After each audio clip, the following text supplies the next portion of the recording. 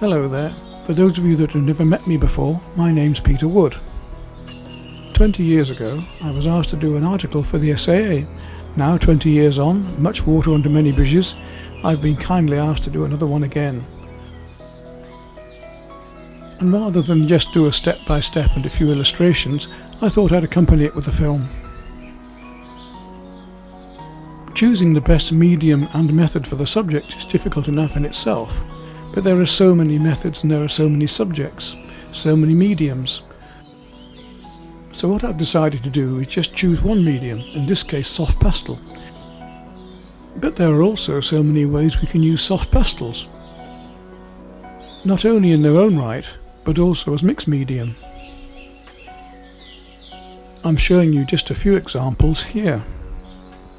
The step-by-step I'm going to do is for the March issue, so therefore we've chosen March flowers, in this case daffodils. So I've just shown you different examples of different mediums in the subjects, such as acrylics and watercolours. I've just begun to show you the diversity of how pastels can be combined with them. What we're going to move on to now is what people don't realise, or many people don't realise, is that pastels are water soluble. Pastels are pure pigment, the powdered colour, and they're held together with gum arabic just like watercolour, except that the colour, the pigment, is slightly coarser. The gum arabic, of course, mixes and dissolves with water, so we can use our pastel with water almost like we can watercolour, except that it won't be quite so transparent. I'm going to try and show you some of the advantages of this and the exciting methods that we can use.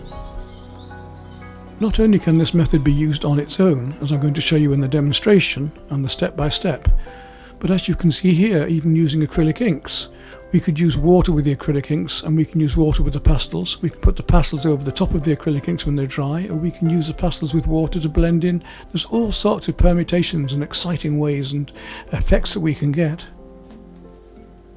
Unisons have a wonderful range of colours, as do the S.A.A.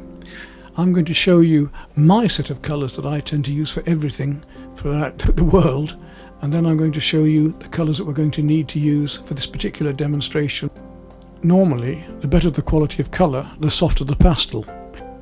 We do need soft pastels for this. Hard or cheaper pastels with more filler in won't work. They're alright when the pastel is dry to work on the final painting, but they don't work with water as they cut into the paper being so hard. So good quality soft pastels such as the Unisons or the S.A.A. are required.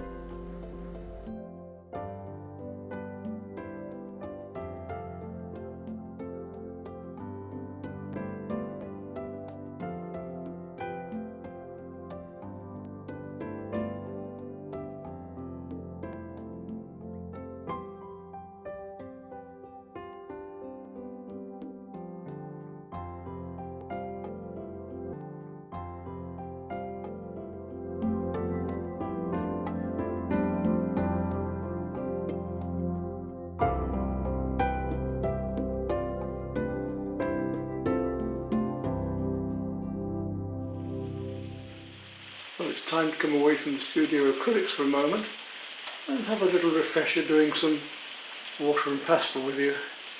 Been working on this winter series, Secrets. I'm going to set up over here and do this step-by-step of the daffodils. Well, isn't it just typical that when I want to start doing a demo with you, it's raining outside and onto the conservatory. But we'll make a start with this because I want to show you about starting the drawing of this in a very simple way. We'll be working then with the Unison pastels and water, showing you the fluidity and versatility that you can have with that. We're achieving this 100 pound arches hot press. I'm going to divide it into half and we'll do two smaller paintings. It's quite fun to do this as a big one, but if I do it as two halves, and on one half I can show you some of the techniques that I work along separately, and on the other half we'll do the finished picture. So here's all we're going to need then. Pencil, rubber, I've got a number 6 round brush, and my Pro Art oval mop. Very useful brush to use because you can paint sideways or use the thin edge. The oval mop's a great brush because I can use it a bit like Ron Ranson. As he uses a hake, I can use the brush for nearly the whole painting and just finish off with a small round or a rigger. For the photograph I'm going to use, I've actually made a composite and the bottom flower I've added to it. I'm using a smooth surface paper, Arches 140 pound hot press. Ideal for this more detailed type of painting, but I often use a textured paper as well, especially when I'm doing something like a snow scene or something where the texture of snow is required. These paintings are Chinagraph pencil, watercolour and then pastel over the top at the end. Another tip for you is that if you have overworked a watercolour and lost its sparkle, you can go back in with some highlights of pastel. Here's the set of pastels that I use, and at the top you can see the 12 colours I've selected for this demonstration. Also on the far right I have ultramarine, a very useful colour to keep, and you can have this as an extra choice if you want. My full set of watercolour brushes at the top, but I've already selected those two, and a pencil and rubber, and also we will need some cotton wool buds on sticks. The first thing I want to do is help you with the drawing, so I'm going to divide the paper into two halves.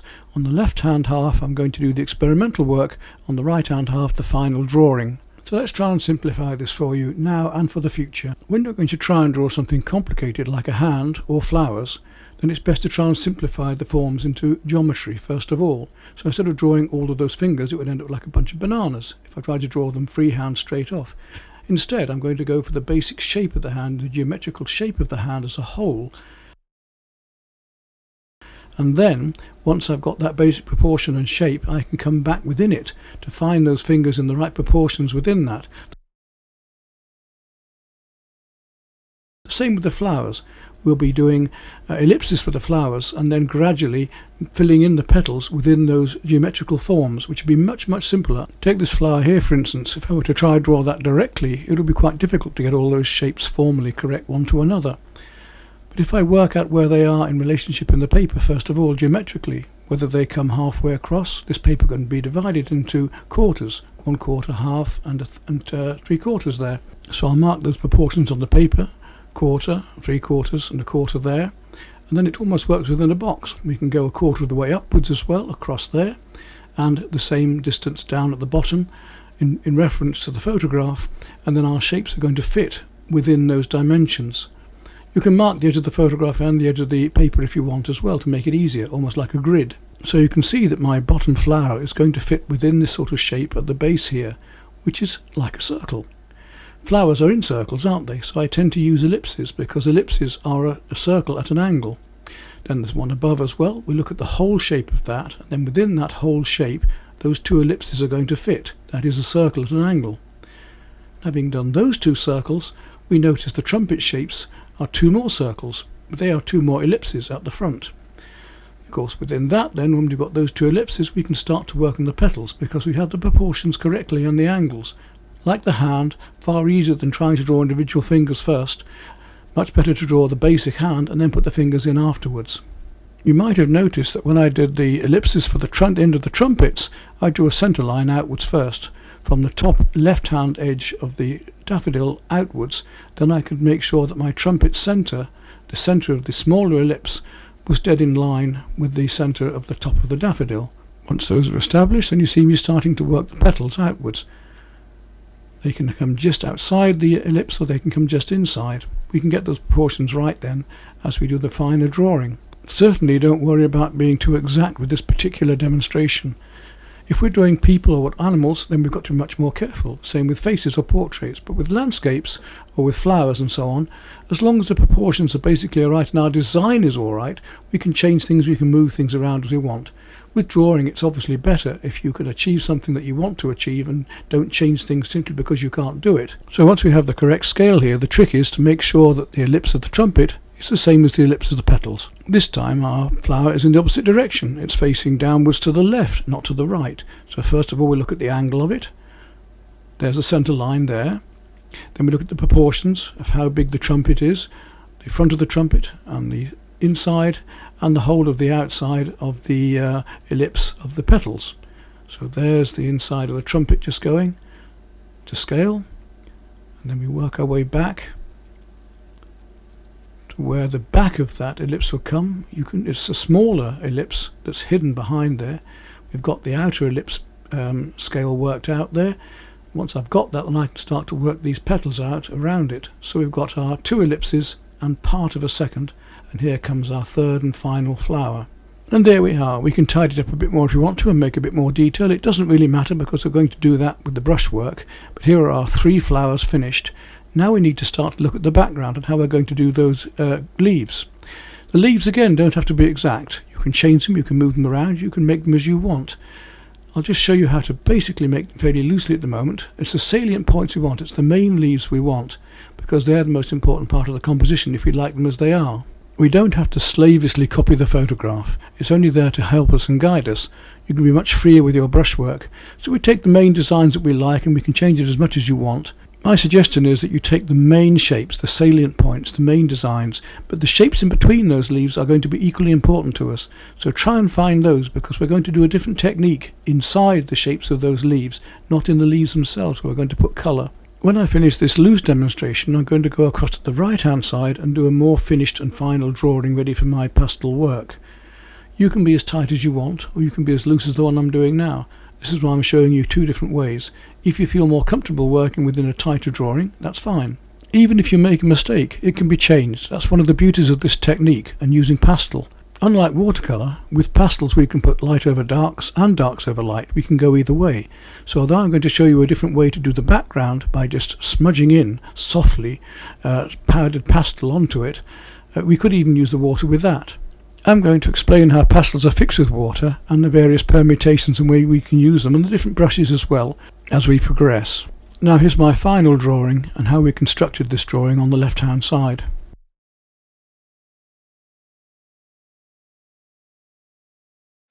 Okay, well, before we go on to the final piece, let's explore on the left hand side just what sort of effects we can get by using water and pastels and different tools and brushes and so on, such as a fork, a rigger brush, a rake brush and so on.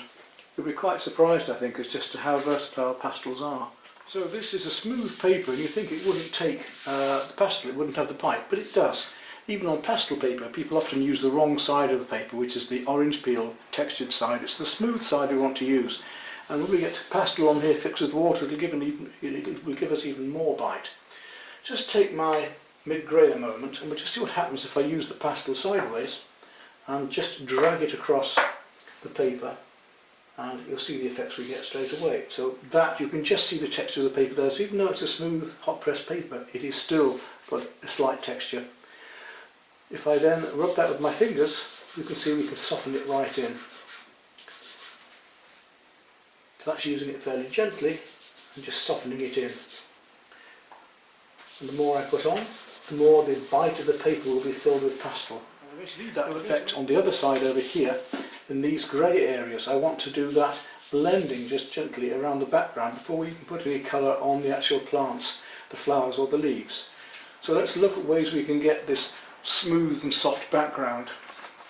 I put the pastel on directly then. Let's take my knife and just scrape a little powder off. That's all we need, and see how the effects we get there. Much, much softer look. Just a little powder and we can just blend it in, so I can get quite a soft effect that way. But what I wanted to show you as well was what happens with water. And if I now take my oval mop, take some water here, look how I can blend this in. And if I go across that, straight away it turns into a paint like watercolour, if you like. But I've already rubbed this one in. And if I take the pastel again and I add the pastel over the top of that, then you get a much, much stronger mix. And not only can we move it with a brush, we can move it with our fingers. You can go like this and move it around to make lovely textured effects. So we'll have a look at doing a sky this way. I'll do a bit more of this across here for clouds, and see how we can use our fingers or the brush to lift out the colour, or using other textural brushes such as a rake, we can actually drag the rake across it and look at those textures we can get with that. You can pick the paint up even and paint it just like a watercolour paint. So we start to get an idea of the effects that can be achieved. For instance, with this effect, if I now take a deeper green deliberately from our set, I put a little bit of that green down here. I'm putting it onto the wet at the moment, and I wet my rake brush and I just lift that brush through it. You see we can get the darks coming out in textures of grasses. So for something like a picture of poppies, where you've got all the stems coming up and through each other, we can do it that way. But not only can we work the dark over the light, we can work the light over the dark. And when this is drier, I'd be able to take a lighter colour like that and use the water again to bring that in. So you can see all the various effects we can get. That's when it's wet. Once that dries, it is fixed. So if we put our first layers of pastel onto this and wet the whole thing, paint it all in fluidly, once that dries, you have a fixed layer of pastel all the way across the whole thing, which isn't going to move, so we can put plenty of pastel on top of it. So we can have a very fluid, almost acrylic or watercolour-like effect of the beginning of the painting, and then we can put fresh pastels over the top. So pastel works by being a block of pigment held together with gum arabic. So when I mix water with it, I'm able to actually break down the bond of the gum arabic. I could even take some water and take a little bit off here and paint that on, look. So you can see how versatile it is. So I can put pastel onto here, I can mix a bit of water with the pastel on here, and I can drag that out. Now this means that if you have trouble painting very fine branches with a pastel end, you could use the water to pick up and paint this through. And you can even stretch pastel paper. I've stretched watercolour paper here, but we can stretch pastel paper in just the same way as we can the watercolour paper. This is a bit of fun for a moment, and we're just looking at the effects we can get now with the leaves. If we're looking at the leaves across here, just look at how I can take that deep green, for instance, and put it on. This is how I prefer to work. I don't use the wet paper normally for myself, I use dry paper, and I can actually mix and blend colours this way myself before I even put the water on. So I want a mixture of these different leaves here. I'm going to put these various colours on here. This is how we're going to do this in just a moment. You see I've left some white paper in between, it doesn't really matter. But to take my oval mop, and the reason I like the oval mops is because we can use it that way or that way, and I can now blend this straight in, a bit more water if I want, and usually I start with my lighter colours and then work down to my darker ones, just like you would in watercolour. Look at that lovely effect we can get of these leaves in the background here. When that's dry, it's fixed. When that's dry, I can go over it. While it's wet, I can still work into it. So if I want to, I can take an even darker colour, come into that while it's wet, and bring that in with a brush. Or I could use a cotton wool bud to start moving things around. As I say, even my fingers if it comes to it. So you see now how we can get these lovely effects in the background. But our first effect we want is this soft effect of using just the grey. And talking about using our fingers and having great fun in manipulating and moving it, I'm going to come off our colour range. I'm going to take some deep blue now. Let's just look at doing maybe a sky this way. And some of my grey that I've just been using. And even a little bit of white for the moment. Come back in with more white in just a minute to show how we can mix the colours on here. Even a wee touch of the purple down at the bottom here, underneath these clouds. Now, if I take my oval mop again, just to show you how we could paint a landscape this way, and I go for my lighter colours first, I blend them all in one into another. Then I can use my fingers if I want to start the effects, to fit the effects of the clouds and the sky, or I can use my brush to blend and down and in and through. I can put stronger colours in whenever I like. Just to give you an idea of how versatile this way of painting is. And you see we're losing those textures now of the paper as it dries out, and I would paint this much thicker normally as well. Got a lovely blue sky up here. What I want to do is totally lose the paper underneath. Now once that's dry I can work into it. Once it's wet I can still work into it. While it's wet now I can bring a lighter grey in here, right through there if I want. We'll let that dry just for a moment. Whilst that's drying I'm going to bring some really bright yellow our bright yellow for the daffodils over here. I'm going to take that totally through here, nice and strong, clean water now, plenty of it. I'm going to blend that yellow in, just paint that whole daffodil in, a few strokes just for fun, to let that dry. Now I could start to work in that, I could start to work into that while it's wet, so if I wanted a wet effect, I could take some pastel and just start to blend that in while it's still wet. Just to show you how that can work, almost like a wet into wet watercolour look. Just knock on my pastel there. So this can work wet into wet. We're going to do it slightly differently though. That's working wet into wet. I'll take some of that very deep red. Just come around that with that. So I can do it as finely as I want. And I can come back in with a smaller brush, start to get my details. So this is painting wet in wet. If you're a watercolourist, you might find this quite fun. And when it dries, it's going to dry lighter, but it's still going to go to take pastel on top. Now the pastel works by the light reflecting off the pigment. If we put fresh pastel on top of this, we don't want to smudge it. The water will kill it slightly as well. So I can blend these colours in now. Wet into wet, that's one way of working with them. Right down through here. You can see how we can paint the pastel on like watercolour, can't we? So we need to let these things dry now to give you an idea of how we can work the other colours on top. And as I say, we can use the brushes at any time to pick up the colour and bring one into another. Here we are painting wet into wet through that sky, for instance. I'm going to put some very deep blue here just for fun. Very, very dark. And I'm putting that on. This is how I prefer to work. I like to put my colours directly onto the dry paper and then put water into it. I can bring one over the other here. And let's just see the effects we can get now to mix that up a little. I'll use my oval mop first of all. Now we can bring one thing into another. This is still wet into wet while it's still wet, but it will dry as pastel. You can put dry over that.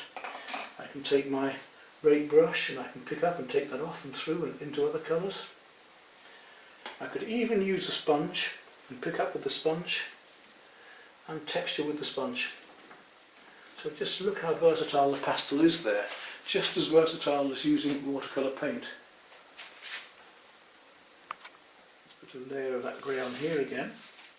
If I want to, I can take my white, I can rub it over my fingers. If I want this to very gently blend in, I can take my white and I can blend across that, and look how I can blend right back to the paper. So we can start to look at how we can get this effect here in the corner. And when it's wet I can do that, look. I can bring it over and glaze over with the pastel. So I can then blend that in and come right down to the really soft effects of this edge of the paper here. So that's what we're going to do first of all with the background, without water. So as I was saying, we can't really go wrong because you can work light over dark and dark over light. So I can come back into this at any time I want, even while it's wet or dry, and work my lights over my darks, or my darks over my lights at any time, at any stage. Isn't that fun? With the brushes then, I can blend one through another.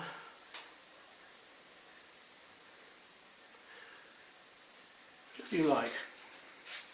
So look how versatile that is. Now as I say, we can't do more to show you what we can do until it dries, so let it dry. Okay, this pastel's now dry enough, and look, you see it's fixed. Nothing moving there at all. Absolutely fixed once it's dried on. So our first coat we can work over. If I come now back to the daffodil, I can start to work other colours into that if I want to. Over the top, I can make things heavier as well. So I can bring my yellow back onto that if I wish to, and I can rub it in and over. And you notice that that colour now is much brighter. The other colour is going to glow through, but this now you see, is much, much brighter. And it's fresh. As soon as we rub it, it goes duller. So if I rub that a bit, it goes duller. Now it's fresh. And that's what we want with our pastel. We want to use final coats that aren't touched. Let's go back up to this sky for fun. We'll take some of that lovely blue, and we'll just come in between, over the top with the blue. And this time it's very fresh. Blue sky coming through there. We're going to take some white now. Bring some lovely white fluffy clouds over the top. We can blend them. We can do everything now that we can do with normal pastel. Even that light grey can come underneath and around the clouds. I can even take a bit of turquoise if I want to. A bit of light turquoise here, have a bit of fun with that. These lovely colours. Now you see how you can put light over the dark, because this is now fixed, it won't move. I can put a lighter colour over that, or I can put a darker colour. So here where it's fixed, I can come in and put my highlights in, or I can come in with darker colour again.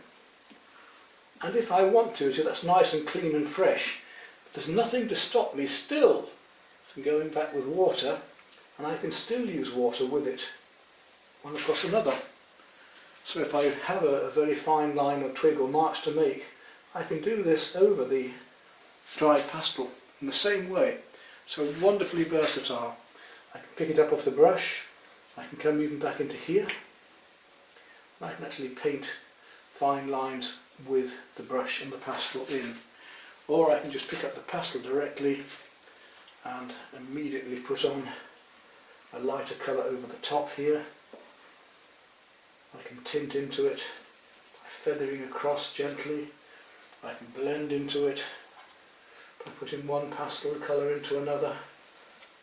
And I can use my finger or the cotton wool buds to blend.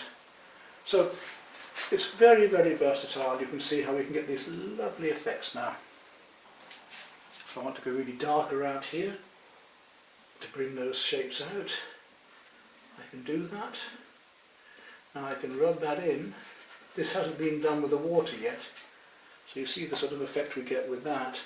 Or I can still come back in with the brush and paint, and we're linking the two methods and techniques together. Fun, isn't it?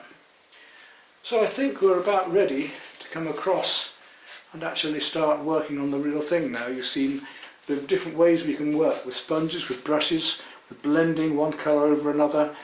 We'll put our first coats on and let them dry, and then we'll work up after that. I come back on here now with the chalk over this grey that we made, some white, and look how much lighter I can now make it. So that's what we're going to do first, is to come back into how cleanly it goes over the fixed pastel. Even here on these white clouds, now it's much drier, look how I can make lovely white areas come into that. The sky, for instance. We'll start to bring the hills over the background here. Lovely effects we can get, look. Tint in, blend it in. Wet. We have pastel and water. We have the different brushes that we've used to make the various effects. The rake brush here for doing the textural effects for grasses and so on. The sponge for textural effects. The small round brush for bringing out lines. And also my oval mop, where you can see we can do broad and narrower strokes, and how when it's dry we can bring the pastel over the top, light over dark, dark over light. Let's make a start on the real thing now then. So, step one. We have all of these light areas in between the leaves, and we're going to use, say, a combination of pastel techniques. First of all, I'm going to put some white onto here directly, not just the paper, so that I can blend in. And the white wants to be only on the in-between lighter spaces. So if I bring this picture back across to here, you'll be able to see what I'm doing.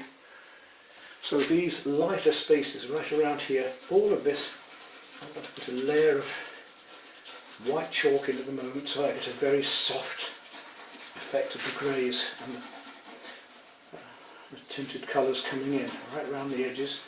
This is my white pastel. Of course, it's not easy to remember where you've put it, but we can always come back in and do more. once I've done that, clean fingers, I just want to blend that chalk into the surface of the paper because I don't want the texture of the paper. I just want lovely, smooth, slightly photographic finish to this. Now then, pick up my grey, make sure it's clean, and very gently just come in over the surface, around the flower. We're doing the background first in this case. Just tinting into here ever so gently, down and around these little areas. We can always bring the greens in later, a bit more if like that. So this is step one, blending in our grey to the background, just gently here. Now again, clean fingers, and because the white chalk's already on there, we can get this lovely soft effect. We can mould the pastels into that. So this is going to kill it, because if we want really bright pastel, we want to put it on and leave it alone. We don't want to be doing the blending.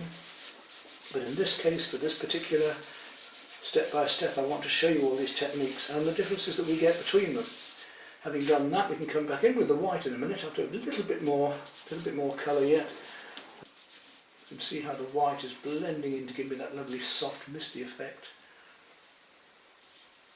Right round and up into here. You could do it without the white, but you'll find it's more grainy. It won't give you this lovely soft effect that we can get this way.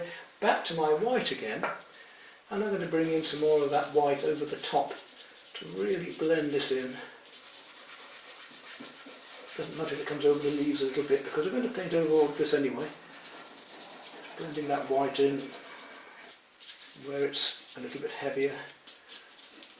Where it's a bit more powdery, I want to get more white in there, and just blend that in. You see how we can get that right out to the white here, right round here, and a little bit whiter at the edges here again. And there we are, that's got our background, soft background tones ready to go. Right, next, straight into, there's other bits there. Straight into the, take some of that grey from there to there, into the yellow. I'm going to put my, so this is step 2 now. Step 2, we're going to paint the whole of the daffodils in the yellow. So not too thickly, just a nice even coat all the way across the daffs. And we're going to then use that technique we used just now, blending with the water, right across the whole of the petals here. Don't worry if it goes slightly over, we haven't got to be that exact.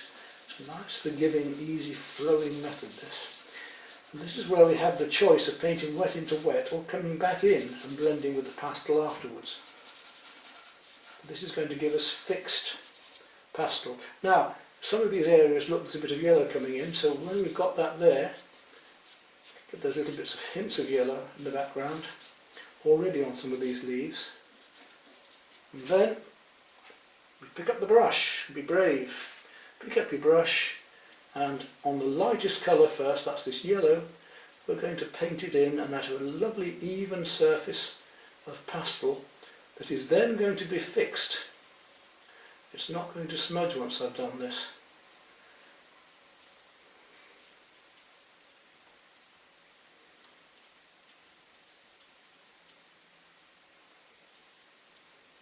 Can come all the way across with the same colour.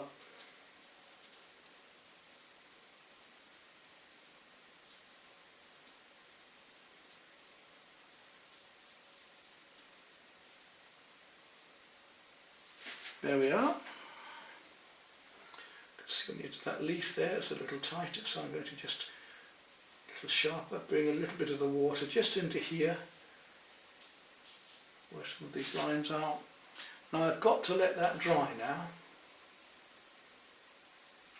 although we can go fairly quickly into painting the background greens. Clean my brush. So step 1 was blending it gently into the background, step 2 was putting the yellow on. Continue with step 2, we're going to carry on now and put the lighter greens and turquoises on and then the darker greens. So we're going to work up our lighter greens first. I want a fairly bluey green for that first of all. You see it's there, look, it's there. Just going to bring that in over the top of the white, doesn't matter. That one comes down there as well. Let's just look where these colours are. Don't worry, because if you get this wrong, we can go over the whole thing later with more pastel. So don't worry if this is not quite right, it doesn't quite work out as you're expecting. Don't worry about it at all. It's all going to come out in the wash, as they say. That green can gently come into here. I'm going to blend that in a little bit here. As these leaves come in, gently down into there. Let them just blend into that soft pastel that we had below there. You can see this green area here, look, and the same here. There's a little tint of green coming into this soft area. Again, we can come back with the white chalk whenever we want to lighten things up if it becomes too much. I want all of my lighter colours first. I haven't gone into the green because there's green in these petals, but I'm not going to do that yet. All I want to do is just show you how we can get the effect of these lovely daffodil leaves in the background here. And look to your colour hues. What do I mean by colour hue? I mean the warms and cools of a colour. That, as an instance, this is that's a warm yellow, and a cool yellow would be this one, lemon yellow, and this is a very warm red, and this would be a cooler red going to orange, and then right down towards the pinks and the purples, cooler and cooler. A cool colour is a blue colour, or towards a power of blue, and warm towards a power of red. So we've got a warm yellow there. This is a warm green at the moment, but we're going to go warmer than that yet. I'm going to put even a little bit of this green into here at the moment, that little light bit of light green there, just to show you how it's going to work. Now we're going to blend these colours in just a moment. Then I want to come up to my turquoise. Let's see where that's coming. Into here. I'm actually blending these colours in a little bit already, so I'm preempting how the colours are going to work here. Through here. There's a lot of white paper left behind, but I know where my chalk is, and I know that's where I'm going to leave the lights. I haven't got to worry too much otherwise, but I can always go back in later, so don't panic about being exact with this, because I can be fairly free-flowing with this. It's because we can go light over dark or dark over light later, it really doesn't matter that much. See how I can soften that in with the white chalk there. I can always come back in with more white chalk in a minute, because I'm going to need that. I've lost a bit of my white there. Best of both worlds, and it will, as I say, it will look just like a pastel when we're done. It doesn't look like the finish of a pastel, but it will.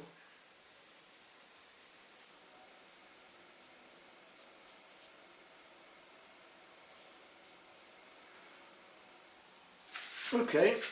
Now I need to let that lot dry off before I work into it. But that was fun, wasn't it? Wasn't too hard. So that was almost our step 1. While it's still wet, if I want, while it's still wet, I can bring in some of these darker colours to blend in. So still in step 3 of putting my pastels on and blending with water. Now these flowers are just starting to show out already, look. Great way to work. If you get hooked on this, you'll use it in all sorts of ways, seascapes, the lot. You can move the waves around with your fingers, you can imagine. There we are then, we'll let that dry off for a moment. Come back again in a few minutes. Won't take long. It's a very good way to do landscapes, because it's a very fast way of working if you're really doing the whole thing fast. Okay, we're about to come on to the next stage of laying colour into this, because this is now dry enough and it's fixed. You can set and trace my hand right across here, nothing moving at all, quite safe, which means the pastels are going to go on there beautifully. I want to work back into there with some lights in a minute. If I rub really hard on some of these lighter areas that I haven't touched with water, they will just move. I'm going to be needing some cotton wool buds in a minute as well, very handy. First thing I want to do is just come back into this with some of my white pastel and just tidy up some of these edges where the brush has been and softened in as well, because now with this white pastel I can really, you see, I can just come across, I can blend and kill it, or I can come in much more sharply back again, put darks over light, lights over darks, we can blend in if we want with our finger. It's now starting to be able to be treated a lot more like a normal pastel. Right, back to my yellow again, and this is all fixed. But now I can start to blend into it. I can take my yellow pastel and these edges that we lost a bit can be brought out and just soften that. Now I've got a soft working surface. And I'm able now to look at my very light greens in this. Coming into here, we've got tints of green just delicately coming in. Again, I'm going to just soften it a bit. I don't want it too bright, delicately. So it's not a very abstract way of working. We could be as loose as you want. If you start loose, you can finish tight. We've started working up our backgrounds fairly loosely. Now we want to start picking up on the warmer colours.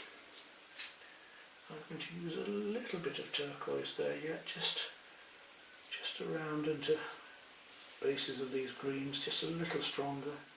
Well, that's what I was going to show you. Yes, while I'm at it, if you get pastel on and you want to remove it, so let's say we take a colour, take a much stronger bristle brush, and you can lift off that pastel, as easy as that, look. So we can blend over, we can work over it again, and if we make a mistake, get too much pastel on, you can just brush it off with a soft brush, with a stiff brush, and work over again. So if you get too much pastel on, you can take some away by just using a stiff bristle brush. Finer marks. I'm going to use my blender, a cotton wool bud, just to come in there. And if I wanted to, there's nothing to stop me at any time. I can take my round brush and even just blend the pastel with that a little bit. It's a slightly different feel to it. And let's come now to my warmer oranges, warmer colours. Gradually working from the light upwards, but as I say, don't worry too much because we're able to put light over darks and darks over lights. Let's have a look at these oranges here that are just showing, glowing through. And again, I'm going to just blend them at first and have some bits of pure colour and some that are more blended. If you get something wrong, again, as I say, beauty of pastel, you can go back. So if you want to come back over here again, look, we can make that stronger. Come into this. So I can come back with my yellow at any time and pull it out. And as I say, if there's too much pastel, then you can get that bristle brush and just take off. I did mention ultramarine earlier on. I'm going to use a bit of ultramarine in here later just to bring these reds out, because ultramarine's a beautiful blue to bring out opposites in the colour circle. So almost goes to a purple, so the yellows here and the reds will be brought out with a bit of ultramarine. Getting finer still, I'm going to come down to my purple, which is definitely an opposite to the yellows, and look how that gorgeous that is once it starts to go in. To bring out these yellow. I'm being a bit more pure now, I'm making my marks about what is there. It's important. We've got, and again, if you want to be fine, this is where you can start to use your blender, even taking it from the pastel to add on if you want. And that purple brings that out, look. Just blend that a fraction to kill it a bit.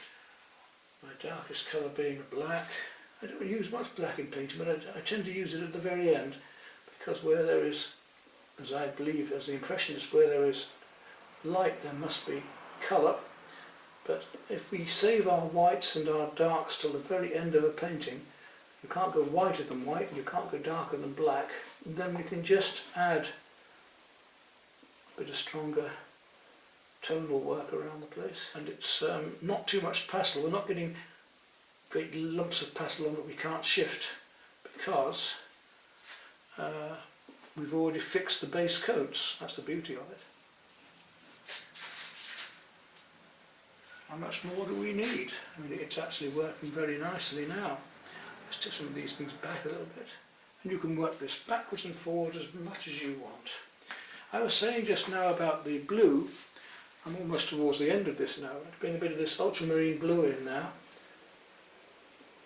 It'll just liven things up a bit, especially down to the daffs here where it needs a little bit of colour in the shadows.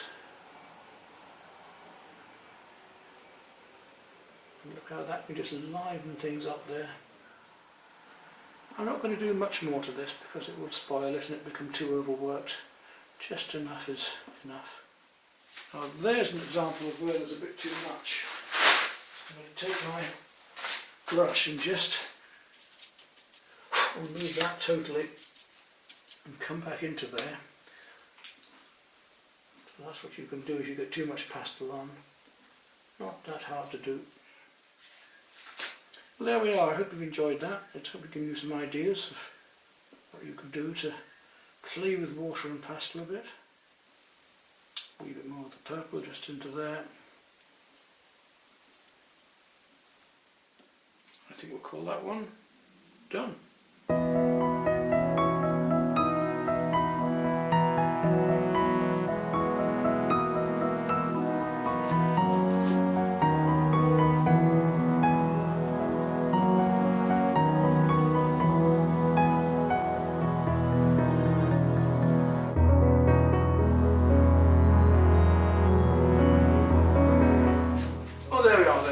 Enjoyable. I just gave you an idea of how we can work up the pastel with water, how we can blend, how we can do textures, and it's got so many versatile possibilities, hasn't it?